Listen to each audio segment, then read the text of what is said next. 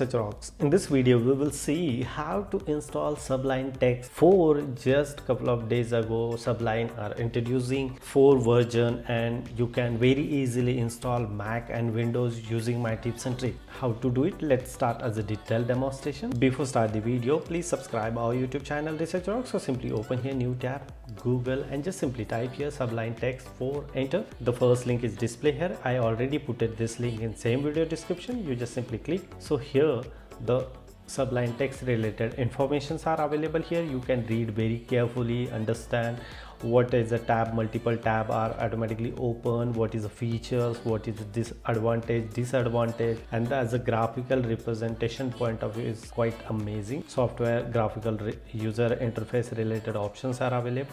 You just simply click here, download. As a download point of view, 3 operating systems are displayed here: macOS, Windows, and Linux.